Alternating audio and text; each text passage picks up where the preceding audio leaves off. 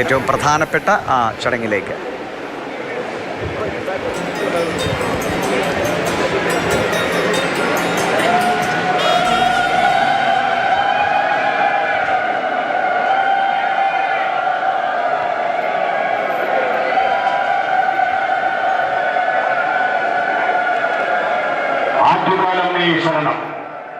ക്ഷേത്രത്തിൽ നിന്നും അഗ്നി കൊണ്ടുവരുമ്പോൾ കുരവീട്ട് സ്വീകരിക്കുകയാണ്.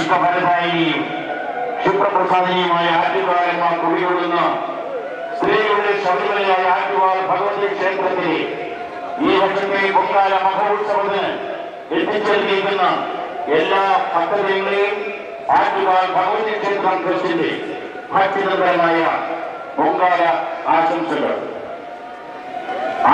നിറഞ്ഞ ആൾക്കൂട്ടമാണ് ക്ഷേത്രാങ്കണത്തിൽ ഉള്ളത്. എല്ലാ ഭക്തജനങ്ങൾക്കും കൈകളോടെ പ്രാർത്ഥനകളോടെ ദേവിയെ സ്തുതിച്ചുകൊണ്ട് കുരവയിട്ട് അഗ്നിയെ, ദേവിയുടെ ചൈതന്യമായ അഗ്നിയെ അങ്ങോട്ടേക്ക് സ്വീകരിക്കുകയാണ്. ഭക്തിനിർഭരമായ പൊങ്കാല ആശംസകൾ. ആറ്റുകാലമ്മേ ശരണം. ഇഷ്ടവരദായിനിയും ക്ഷിപ്രപ്രസാദിനിയുമായ ആറ്റുകാലമ്മ കുടികൊള്ളുന്ന സ്ത്രീകളുടെ ശബരിമലയായ ആറ്റുകാൽ ഭഗവതി ക്ഷേത്രത്തിലെ ഈ വർഷത്തെ പൊങ്കാല മഹോത്സവത്തിന് എത്തിച്ചേർന്നിരിക്കുന്ന എല്ലാ ഭക്തജനങ്ങളെയും ആറ്റുകാൽ ഭഗവതി ക്ഷേത്രം ട്രസ്റ്റിന്റെ ഭക്തിനിർഭരമായ പൊങ്കാല ആശംസകൾ. എല്ലാ ഭക്തജനങ്ങൾക്കും താളമേളങ്ങളോടെ പണ്ടാരടുപ്പിലെ തീ പകരുന്നതിനെ സ്വീകരിക്കുകയാണ്. ആറ്റുകാൽ പൊങ്കാലയുടെ ഏറ്റവും സവിശേഷമായ ചടങ്ങ്.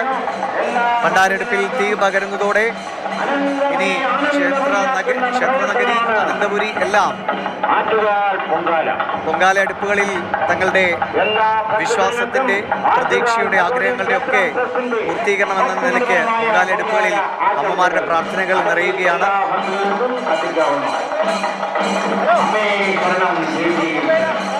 ക്ഷേത്രത്തിന്റെ ചുറ്റുപാടുമായി നൂറുകണക്കിന് ആയിരക്കണക്കിന് പേരാണ് അടുപ്പ് കൂട്ടി കാത്തിരുന്നത്. അവരിലേക്കൊക്കെ ഇനി തീ പകർന്നു നൽകും.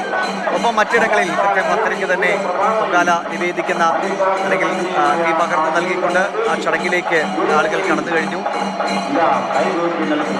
2:30 ക്ഷേത്രത്തിൽ നിന്ന് നിവേദിക്കുന്ന ജ്ഞാനമായി ക്ഷേത്ര പൂജാരിയൊക്കെ എത്തുക. മറ്റിടങ്ങളിൽ അതാത് ക്ഷേത്രങ്ങളിലെ തന്ത്രിമാരും ഈ ചടങ്ങ് നിർവഹിക്കും.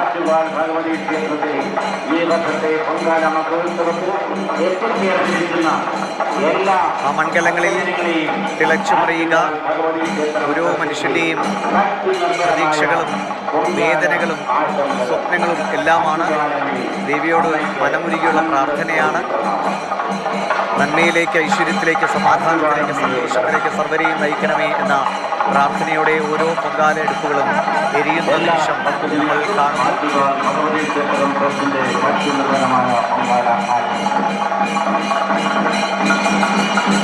ക്ഷേത്രത്തിലെ പണ്ടാരടുപ്പിൻ്റെ ദൃശ്യമാണ് പ്രേക്ഷകർ ഒരു വിൻഡോയിൽ കാണുന്നത്. മറ്റിടങ്ങളിലെ ചടങ്ങുകളുടെ ദൃശ്യങ്ങളും.